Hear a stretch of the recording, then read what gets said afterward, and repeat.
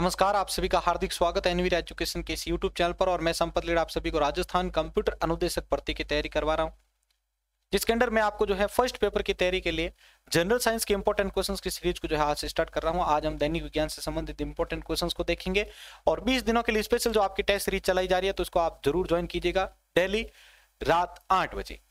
तो पहला प्रश्न आज के लिए आपका है, ब्लीचिंग पाउडर का इस्तेमाल नहीं होता है कागज उद्योग में पेयजल को कीटाणु रहित करने के लिए खाद्य बीजों के परिरक्षक के रूप में या क्लोरोफॉर्म के रूप में। तो इसका उत्तर होगा आपके तीसरा, खाद्य बीजों के परिरक्षक के रूप में। ध्यान रखिए, आज जितने भी क्वेश्चंस पढ़ाए जाएंगे आपको, उन्हीं क्वेश्चंस में से आपको जो है लास्ट में से कुछ क्वेश्चंस पूछेंगे जिनका आंसर आप सभी को कमेंट बॉक्स में देना है। अगला प्रश्न है आपका, विश्व गोरैया दिवस कब मनाया जाता है? तो विश्व गोरैया दिवस आपके 20 मार्च को मनाया जाता है। विश्व गोरैया दिवस 20 मार्च को मनाया जाता है। अगला है, निम्न में से भारत के पशुधन एवं पोल्ट्री के नए पहचाने गए जर्म प्लाज्म के पंजीकरण की नोडल एजेंसी कौन है? तो इस प्रश्न का उत्तर होगा आपके दूसरा, national bureau of animal genetic resources Karnal. अगला प्रश्न, वातावरणीय प्रदूषण को रोकने के लिए भारत सरकार ने पर्यावरण अधिनियम कब पारित किया था? वातावरणीय प्रदूषण को रोकने के लिए भारत सरकार ने पर्यावरण अधिनियम कब पारित किया था? इस प्रश्न का उत्तर होगा आपके चौथा, 1986 में पारित किया था।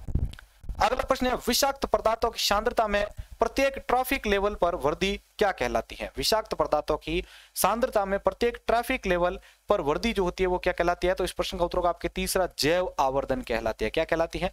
जैव आवर्धन। अगला प्रश्न आपके लिए है, देखिए, केंद्रीय खाद्य प्रौद्योगिकी अनुसंधान कहाँ स्थित है? केंद्रीय खाद्य प्रौद्योगिकी अनुसंधान कहाँ स्थित है? तो देखिए, इस प्रश्न का उत्तर आपके सामने, केंद्रीय खाद्य प्रौद्योगिकी संस्थान आपके कहाँ स्थित है? तो दूसरा, मैसूर में स्थित है। अगला है, हवा की चाल किस में मापी जाती है? हवा की चाल किस में मापी जाती है? तो इस प्रश्न का उत्तर होगा आपके दूसरा, एनीमोमीटर में मापी जाती है। किस में मापी जाती है भाई? एनीमोमीटर में मापी जाती है हवा की चाल। अगला प्रश्न देखिए, जल का क्वथनांक क्या होता है? तो जल का क्वथनांक क्या होता है? इस प्रश्न का उत्तर होगा आपके चौथा, 212 डिग्री फ़ारेनहाइट। जल का क्वथनांक होता है 212 डिग्री फ़ारेनहाइट। अगला प्रश्न, किस जीवाणु के कारण दही बनता है? किस जीवाणु के कारण दही बनता है? तो किस जीवाणु के कारण दही बनता है? इसका उत्तर होगा आपके डी, लैक्टोबैसिलस। किस जीवाणु के कारण दही बनता है? तो लैक्टोबैसिलस। इंपॉर्टेंट क्वेश्चन है। निम्नलिखित में से किसके कारण फलों का स्वाद मीठा होता है? निम्नलिखित में से किसके कारण फलों का स्वाद मीठा होता है? तो देखो, इसका उत्तर होगा आपके बी, दूसरा, फ्रुक्टोज। फ्रुक्टोज के कारण जो है फलों का स्वाद मीठा होता है। फ्रुक्टोज के कारण फलों का स्वाद मीठा होता है। अगला प्रश्न, तरंग दैर्ध्य वेवलेंथ का एसआई मात्रक क्या है? तरंग दैर्ध्य का एसआई मात्रक क्या है? तो तरंग दैर्ध्य का एसआई मात्रक आपके चौथा है, मीटर। क्या है भाई? आपके मीटर है। तरंग दैर्ध्य का एसआई मात्रक मीटर होता है। अगला प्रश्न, निम्न में से कौन अदिश राशि का उदाहरण है? निम्न में से कौन अदिश राशि का जो है उदाहरण है? तो अदिश राशि का जो उदाहरण है वो है आपका तीसरा, विद्युत धारा।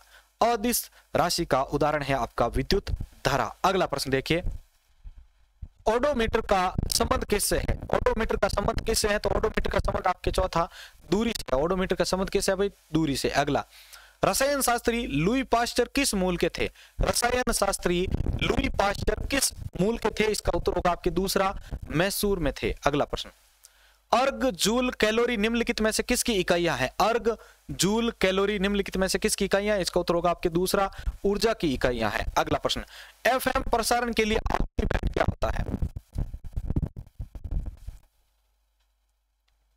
एफएम प्रसारण के लिए आवृत्ति बैंड कितना होता है? तो इस प्रश्न का उत्तर होगा आपके चौथा, 88 से लेकर 108 मेगा हर्ट्ज। ठीक है, एफएम प्रसारण के लिए जो आवृत्ति बैंड होता है वो होता है आपके 88 से 108 मेगा हर्ट्ज। अगला प्रश्न, केंद्रीय खाद्य प्रौद्योगिकी अनुसंधान संस्थान कहां पर स्थित है? केंद्रीय खाद्य प्रौद्योगिकी अनुसंधान संस्थान आपके कहां स्थित है? तो इस प्रश्न का उत्तर होगा आपके दूसरा, मैसूर में स्थित है। केंद्रीय खाद्य प्रौद्योगिकी अनुसंधान संस्थान जो है आपके मैसूर में स्थित है। अगला प्रश्न, जीव विज्ञान के जनक कौन है? जीव विज्ञान के जनक कौन है? तो जीव विज्ञान के जनक जो है वो आपके है दूसरा, अरस्तु। जीव विज्ञान के जनक अरस्तु माने जाते हैं। अगला प्रश्न आपके लिए है, देखिए, लेजर की खोज किसने की थी? लेजर की खोज किसने की थी? तो देखिए भाई, लेजर की खोज किसने की थी? इस प्रश्न का उत्तर होगा आपके तीसरा, थियोडोर मेमन ने की थी। लेजर की खोज थियोडोर मेमन ने की थी। लेजर का पूरा नाम अगर आपको पूछा जाए तो आप बता सकते हैं, light amplification of simulated emission of radiation. ये आपका जो है इसका आंसर सही होगा। थर्मोसेंटिंग प्लास्टिक का उदाहरण है। थर्मोसेंटिंग प्लास्टिक का उदाहरण है। तो देखिए, थर्मोसेंटिंग प्लास्टिक का उदाहरण है आपका तीसरा, मेलामाइन। क्या होगा? मेलामाइन। थर्मोसेंटिंग प्लास्टिक का उदाहरण है मेलामाइन। अगला प्रश्न, अपेक्षित घनत्व को मापने के लिए प्रयोग की जाने वाली इकाई कौन क्या है? अपेक्षित घनत्व को मापने के लिए प्रयोग की जाने वाली इकाई क्या है? तो इसका उत्तर होगा आपके तीसरा, कोई इकाई नहीं। अगला प्रश्न, रसायन शास्त्र में वह कौन सी वस्तु है जिसे छोटे सरल रासायनिक वस्तुओं में विभाजित नहीं किया जा सकता है तथा वह एक प्रकार के अणु कणों से बनी होती है? रसायन शास्त्र में वह कौन सी वस्तु है जिसे छोटे सरल रासायनिक वस्तुओं में विभाजित नहीं किया जा सकता है तथा वह एक प्रकार के अणु कणों से बनी होती है? तो इसका उत्तर होगा आपके दूसरा, तत्व। अगला प्रश्न, त्वरण को मापने के लिए किस इकाई का प्रयोग किया जाता है? त्वरण को मापने के लिए किस इकाई का प्रयोग किया जाता है? तो इसका उत्तर होगा आपके दूसरा, मीटर पर सेकेंड स्क्वायर। ठीक है, एम स्क्वायर जो आपका है एमएस स्क्वायर है आपका, तो मीटर पर सेकेंड स्क्वायर है। अगला प्रश्न, पुरातत्वों का पारंपरिक रूप से मानना यह है कि मानव जाति का जन्म स्थान कहां से है? पुरातत्वज्ञों का पारंपरिक रूप से मानना है कि मानव जाति का जन्म स्थान, तो यहां पर बताना आपको कौन सा है? अफ्रीका से है। कहां से? अफ्रीका से। अगला प्रश्न, ठंडी हवा की परत के जरिए बारिश में पानी के गुजरने पर क्या बनता है? ठंडी हवा की परत के जरिए बारिश के पानी के गुजर जाने पर क्या जो है आपके बनता है? तो इसका उत्तर होगा आपके पहला, ओला बनता है। क्या? ओला। अगला प्रश्न देखते हैं साथियों, यदि 4 गेंदों ए बी सी डी के द्रव्यमान समान हो और उनके आयतन का क्रम ए बी सी डी हो तो इनमें से उच्चतम और न्यूनतम घनत्व वाली गेंदें कौन सी होगी? तो इसका उत्तर होगा आपके पहला, डी और ए। ठीक है। अगला प्रश्न, विज्ञान की किस शाखा के अंतर्गत पर्यावरण का अध्ययन किया जाता है? विज्ञान की किस शाखा के अंतर्गत पर्यावरण का अध्ययन किया जाता है? तो विज्ञान की कौन सी शाखा है भाई? आपके दूसरा, पारिस्थितिकी जो शाखा है उसके अंतर्गत पर्यावरण का अध्ययन किया जाता है। अगला प्रश्न, फिटकरी गंदले पानी को किस प्रक्रिया द्वारा स्वच्छ करती है? फिटकरी गंदले पानी को किस प्रक्रिया के द्वारा स्वच्छ करते? तो फिटकरी गंदले पानी को जो है आपके तीसरा, स्कंदन जो प्रक्रिया थी उससे जो है स्वच्छ करती है। अगला प्रश्न, एक केस नली में जल की अपेक्षा एक तरल अधिक ऊंचाई तक चढ़ता है, तो इसका कारण क्या है? एक केस नली में जल की अपेक्षा एक तरल अधिक ऊंचाई तक चढ़ता है, तो इसका कारण क्या है? तो इसका उत्तर होगा आपके चौथा, तरल का पृष्ठ तनाव जल की अपेक्षा ज्यादा है। ठीक है। अगला प्रश्न देखते हैं, आइंस्टाइन को निम्न में से उनके किस सिद्धांत के लिए नोबेल पुरस्कार दिया गया था? आइंस्टाइन को निम्न में से उनके किस सिद्धांत के लिए नोबेल पुरस्कार दिया गया था? तो इसका उत्तर होगा आपके दूसरा, प्रकाश विद्युत के सिद्धांत के लिए। किसके? प्रकाश विद्युत के सिद्धांत के लिए दिया गया था। अगला प्रश्न आपके लिए, वर्षा की मात्रा निर्भर करती है। वर्षा की मात्रा किस पर निर्भर करती है? तो देखिए, वर्षा की मात्रा आपके दूसरा, वायुमंडल की नमी पर निर्भर करती है। किसमें? वायुमंडल की नमी पर निर्भर करती है। अगला प्रश्न, निम्नलिखित में से कौन सुमेलित नहीं है? निम्नलिखित में से कौन सुमेलित नहीं है? तो इसका उत्तर होगा आपके तीसरा, तंबाकू निषेध दिवस। ठीक है, तंबाकू निषेध दिवस जो है वो आपका सही जो है इससे सुमेलित नहीं है 5 मई को। बाकी विश्व पर्यावरण दिवस 5 जून को, विश्व पृथ्वी दिवस 22 अप्रैल और आपका ओजोन दिवस 16 सितंबर को मनाया जाता है। और ये ध्यान रखना आपको, ये जो अभी मैच नहीं हुआ, मतलब तंबाकू निषेध दिवस जो है वो 31 मई को मनाया जाता है। अगला, यदि 100 ग्राम चीनी को आधा लीटर पानी में मिलाकर असंतृप्त चीनी का घोल तैयार किया जाए तो निम्न में से कौन सी भौतिक राशि नहीं बदलेगी? तो इसका उत्तर होगा आपके चौथा, आयतन।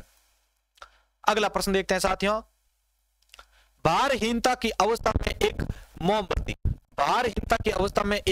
मोमबत्ती की ज्वाला का आकार हो जाएगा। तो भारहीनता की अवस्था में एक मोमबत्ती की ज्वाला का आकार हो जाएगा, चौथा वही रहेगा। ठीक है, आकार वही रहेगा। अगला प्रश्न, निम्न में से कौन सी राशि रिएक्टर पैमाने पर मापी जाती है? निम्न में से कौन सी राशि जो है आपके रिएक्टर पैमाने पर मापी जाती है? इसका उत्तर होगा आपके तीसरा, भूकंप की तीव्रता को रिएक्टर पैमाने पर मापा जाता है, ध्यान रखिएगा।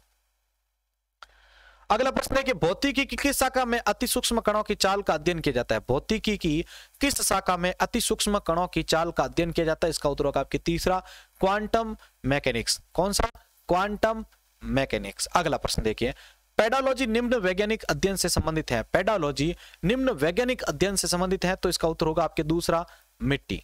पेडोलॉजी जो है आपके मिट्टी के अध्ययन, वैज्ञानिक अध्ययन से संबंधित है। अगला, समय मापक विज्ञान क्या है? तो समय मापक विज्ञान आपके हैं होरोलॉजी। समय मापक विज्ञान है आपका होरोलॉजी। अगला प्रश्न आपके लिए, प्रकाश वर्ष इकाई है। तो प्रकाश वर्ष किसकी इकाई है भाई? आपका पहला, दूरी की इकाई है। प्रकाश वर्ष दूरी की इकाई है। अगला, बत्ती वाले स्टोव में केरोसिन के बत्ती में ऊपर चढ़ जाने का क्या कारण है?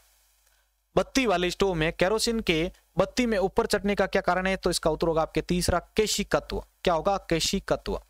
अगला प्रश्न है, पेंडुलम घड़ी तीव्र गति से चल सकती है? पेंडुलम घड़ी तीव्र गति से चल सकती है, तो देखिए इसका उत्तर होगा आपके दूसरा, शीतकाल में। पेंडुलम घड़ी तीव्र गति से चल सकते हैं, इसका उत्तर होगा आपके शीतकाल में। अगला प्रश्न, त्रिआयाम में लेजर किरण की सहायता से छायाचित्र बनाने की विधि का नाम क्या है?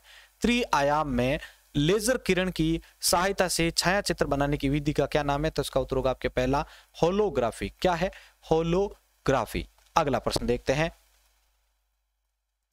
थर्मस बोतल में पेय पदार्थ को कुछ समय तक उसी ताप रखने के लिए उसकी दीवार पर निम्न लगाई जाती है, निम्न परत लगी जाती है, तो इसका उत्तर होगा आपके तीसरा, रजत परत। अगला प्रश्न है, निम्न में से कौन सा नवीनतम समझा जाता है? इनमें से कौन जो है नवीनतम समझा जाता है? तो इसका उत्तर होगा आपके दूसरा, क्रो-मैग्नन मानव। अगला प्रश्न देखिए, जैविक जगत में होने वाले कार्य, गुण व पद्धति का अध्ययन कर इस ज्ञात को मशीनी जगत में उपयोग करने को क्या कहते हैं?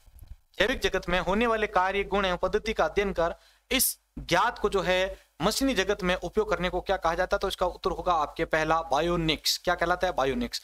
बायोनिक्स जो है वो आपके जैविक जगत में होने वाले कार्य, गुण एवं पद्धति का अध्ययन एवं अवजैव तंत्र पर इसका उपयोग करना है। और बायोनॉमिक्स क्या होता है? जीवधारियों को उनके वातावरण के साथ संबंध का अध्ययन करना है।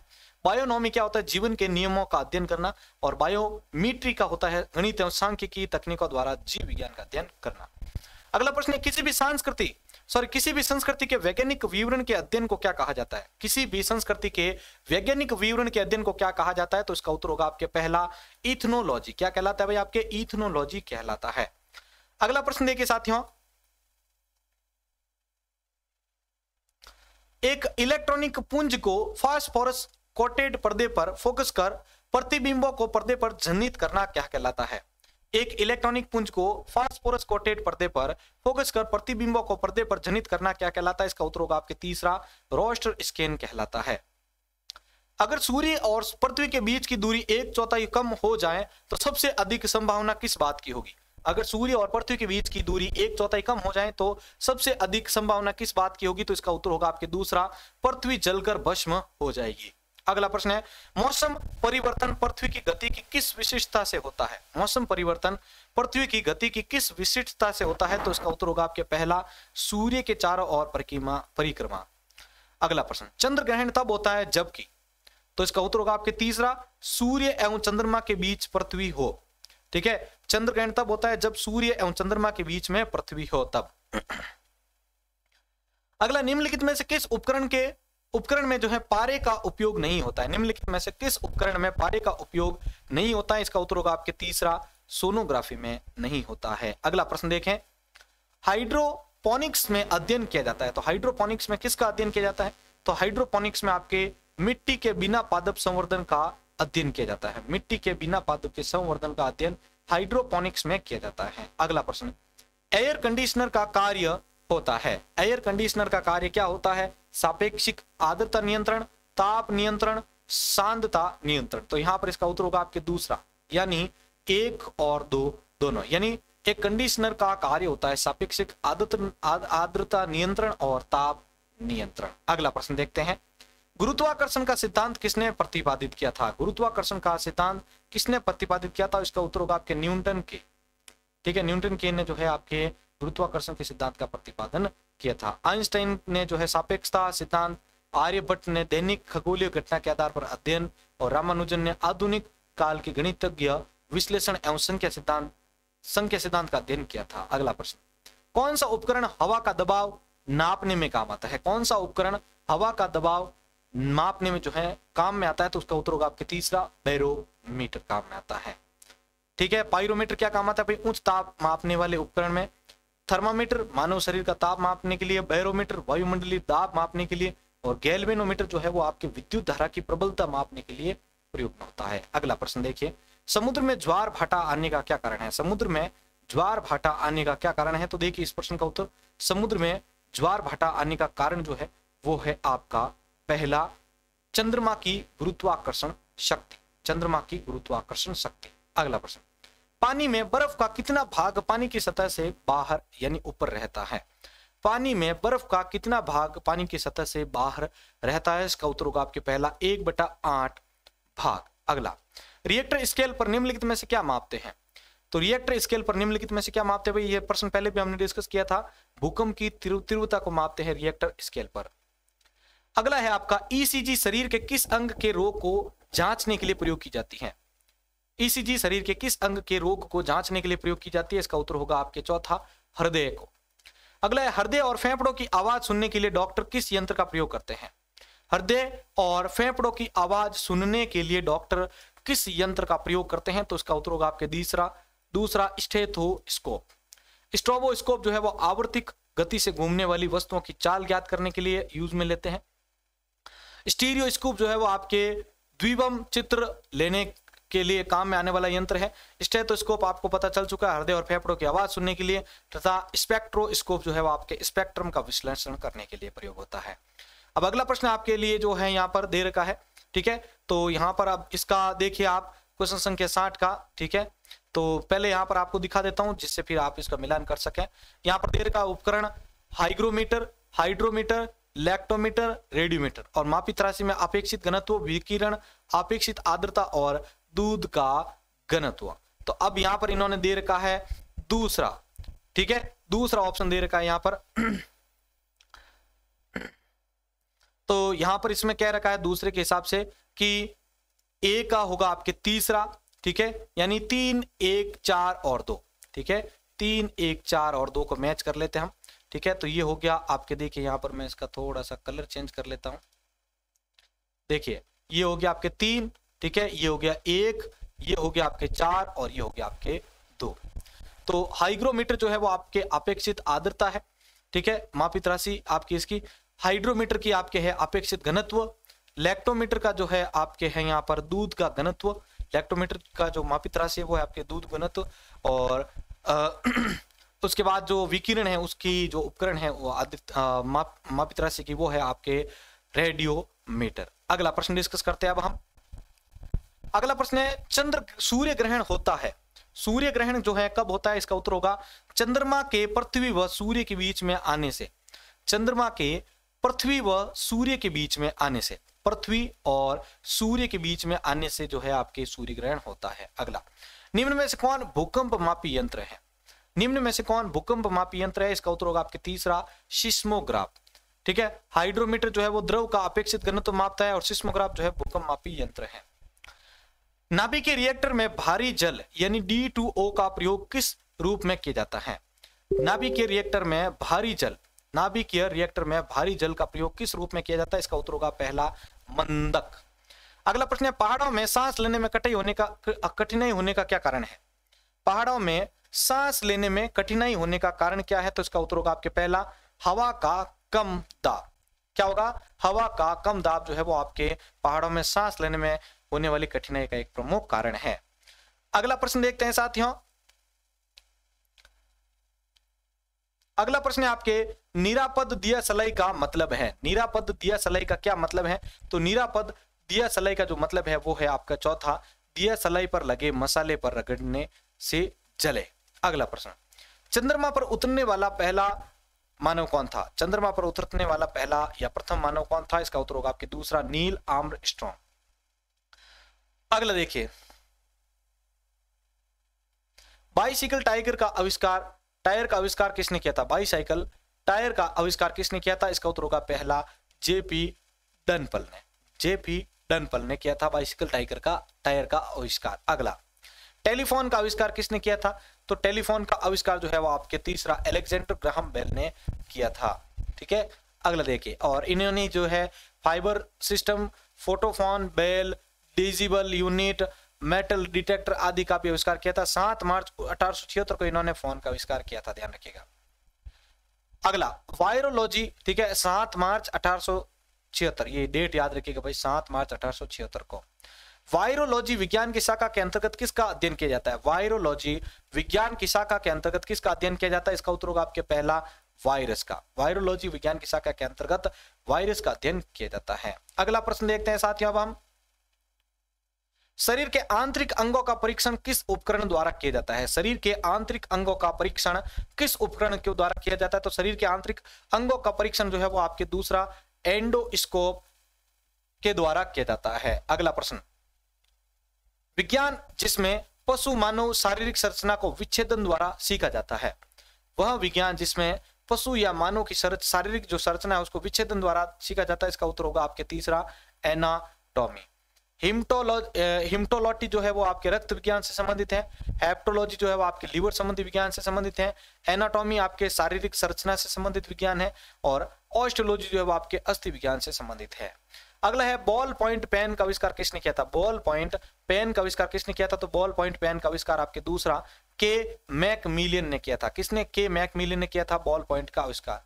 अगला, निम्न में से रिएक्टर पैमाने द्वारा किसे मापा जाता है? निम्न में से रिएक्टर पैमाने द्वारा किसे मापा जाता है? तो निम्न में से रिएक्टर पैमाने द्वारा किसे मापते हैं? दूसरा भूकंप की तीव्रता को मापते हैं। अगला, ग्रहों की गति के नियम किसने प्रतिपादित किए थे? ग्रहों की गति के नियम को किसने प्रतिपादित किया था? तो इसका उत्तर होगा आपके दूसरा केपलर ने किया था। ग्रहों की गति के नियम को किसने प्रतिपादित किया था? केपलर ने किया था। अगला प्रश्न देखिए, भटनागर पुरस्कार किस क्षेत्र में दिया जाता है? भटनागर पुरस्कार किस क्षेत्र में दिया जाता है? इसका उत्तर होगा आपके पहला विज्ञान एवं प्रौद्योगिकी क्षेत्र में भटनागर पुरस्कार जो है विज्ञान एवं प्रौद्योगिकी क्षेत्र में दिया जाता है।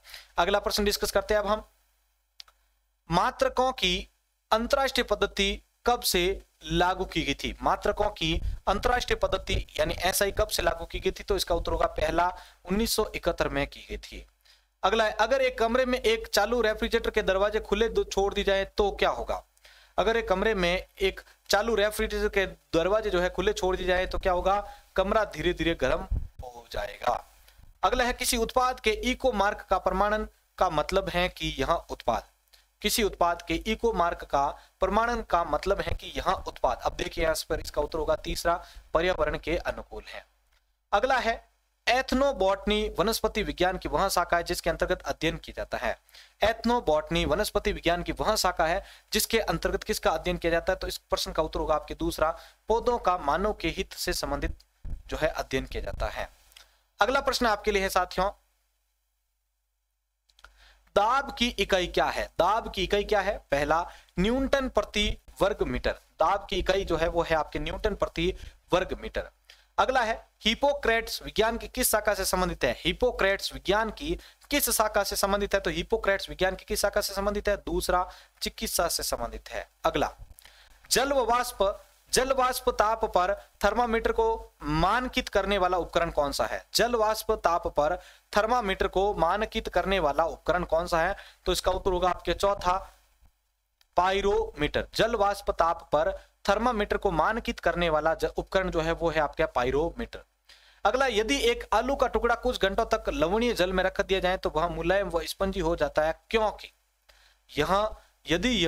यदि एक आलू का टुकड़ा कुछ घंटों तक लवणीय जल में रख दिया जाए तो वह मुलायम व स्पंजी हो जाता है, तो उसका क्या कारण है? तो इसका उत्तर होगा आपके दूसरा, आलू की कोशिका से जल निकालकर लवणीय जल में चला जाता है। आलू की कोशिकाओं से जल निकलकर जो है वो लवणीय जल में चला जाता है।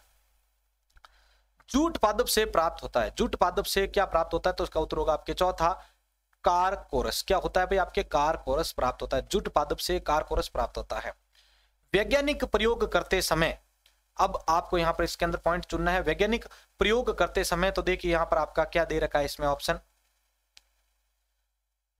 दूसरा ऑप्शन इसमें दिया जा रहा है सही, प्रयोगात्मक आंकड़ों के अतिरिक्त अन्य आधारों पर निष्कर्ष निकालना होता है। ठीक है, वैज्ञानिक प्रयोग के समय। अगला, वर्षा की बूंद की गोलाकार आकृति का क्या कारण है? वर्षा की बूंदों का गोलाकार आकृति का क्या कारण है? तो इसका उत्तर होगा आपके दूसरा पृष्ठ तनाव। ठीक है, वर्षा की जो बूंदें होती है उनका गोलाकार आकृति में बन जाना क्या होता है? पृष्ठ तनाव का कारण है। वायुमंडल में बादलों के तैरने का क्या कारण है? वायुमंडल में बादलों के तैरने का क्या कारण है? तीसरा दाब। वायुमंडल में बादलों के तैरने का कारण है दाब। अगला, कपूर के छोटे छोटे टुकड़े जल की सतह पर नाचने का क्या कारण है?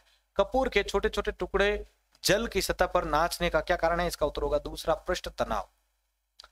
ईसीजी जानने का साधन है। ईसीजी किसे जानने का साधन है? तो इसका उत्तर होगा आपके तीसरा हृदय का विस्पंद। हृदय का विस्पंद ईसीजी जानने का साधन है, वो है आपके हृदय का विस्पंद। अगला देखिए, ईसीजी का फुल फॉर्म भी ध्यान रखना आपको, इलेक्ट्रोकार्डियोग्राम। इलेक्ट्रोकार्डियोग्राम समुद्र की गहराई मापने में किस यंत्र को प्रयोग किया जाता है? तो समुद्र की गहराई मापने में आपके जो है फेदोमीटर का प्रयोग किया जाता है। किसका? फेदोमीटर का प्रयोग करते हैं। अगला प्रश्न है आपके लिए, वातावरण दबाव किस संयंत्र के द्वारा मापा जाता है? वातावरण दबाव किस संयंत्र के द्वारा मापा जाता है? तो उसका उत्तर होगा आपके चौथा, बैरोमीटर। वातावरण दबाव जो है वो आपके बैरोमीटर के द्वारा मापा जाता है। अगला प्रश्न देखिए साथियों, और ध्यान रखिएगा लास्ट में अभी तक जो 100 क्वेश्चंस पढ़ेंगे उनमें से आपसे क्वेश्चंस भी पूछा जाएगा। मार्कोनी ने किसका आविष्कार किया था? मार्कोनी ने किसका आविष्कार किया था? जल्दी से बताइए, मार्कोनी ने किसका आविष्कार किया था? तो इसका उत्तर होगा आपके पहला, रेडियो का। मार्कोनी ने रेडियो का आविष्कार किया था। अगला प्रश्न है, प्रयोगशाला में अमल से जलने पर अधिक पानी से धोना चाहिए तथा वैसलीन लगाने से पूर्व निम्नलिखित में से कौन सा प्राथमिक उपचार करना चाहिए? तो इसका उत्तर होगा पहला, सोडियम बाइकार्बोनेट घोल से एवं पुनः पानी से धोना। अगला, विश्व पर्यावरण दिवस कब मनाया जाता है? विश्व पर्यावरण दिवस कब मनाया जाता है? तो इसका उत्तर होगा आपके चौथा, 5 जून को मनाया जाता है विश्व पर्यावरण दिवस। अगला है, पारे का रासायनिक चिन्ह क्या है? पारे का रासायनिक चिन्ह क्या है? तो इसका उत्तर होगा आपके पहला, Hg। ठीक है, पारे का रासायनिक चिन्ह है Hg। अगला, रात्रि के समय वृक्ष के नीचे सोना इसलिए उपयुक्त नहीं माना जाता है क्योंकि उस वृक्ष, तीसरा इसका कार्बन डाइऑक्साइड छोड़ते हैं, वो जो वृक्ष है वे कार्बन डाइऑक्साइड को छोड़ते हैं। दिन के समय पौधे श्वसन से निकली CO2 गैस का प्रयोग प्रकाश संश्लेषण क्रिया में करते हैं, अतः CO2 की जगह ऑक्सीजन रंध्रों से बाहर निकलती रहती है। रात्रि में चूंकि प्रकाश संश्लेषण की क्रिया संपन्न नहीं होती, अतः श्वसन में CO2 गैस रंध्रों से बाहर निकलती है, जिससे मनुष्य को श्वास लेने में कठिनाई होना शुरू हो जाता है। अगला प्रश्न देखिए साथियों, हवाई जहाज का आविष्कार किसने किया था? हवाई जहाज का आविष्कार किसने किया था? चौथा, ऑरविल राइट एवं विलियम राइट ने। ऑरविल राइट और विलियम राइट ने हवाई जहाज का आविष्कार किया था। अगला है, किस वैज्ञानिक के नाम सर्वाधिक आविष्कारों का पेटेंट हुआ है? ठीक है, तो इसका उत्तर होगा आपके पहला, थॉमस एल्वा एडिसन। ठीक है, थॉमस एल्वा एडिसन के नाम जो है सर्वाधिक आविष्कारों का पेटेंट हुआ है। अगला, बर्फ का एक टुकड़ा पानी की ग्लास में तैर रहा है, जब यह बर्फ का टुकड़ा पिघल जाएगा तब उसका ग्लास के पानी के स्तर पर क्या प्रभाव पड़ेगा? तो इसका उत्तर होगा आपके तीसरा, पानी का स्तर वैसा ही बना रहेगा, कुछ भी इफेक्ट नहीं रहेगा। अगला, ऊपर की मंजिल में रखे हुए खाना पकाने की गैस के सिलेंडरों में से गैस के रिसने पर नीचे की मंजिलों के लिए आग लगने का अधिक खतरा बढ़ जाता है, क्योंकि?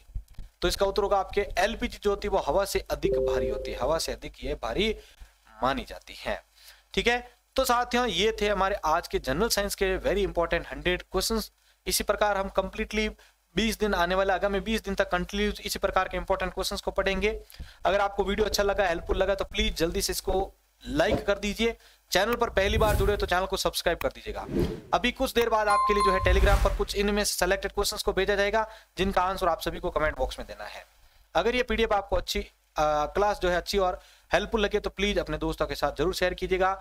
इसी के साथ मैं संपत लीड आप सभी से अलविदा लेता हूं। जय हिंद, जय भारत।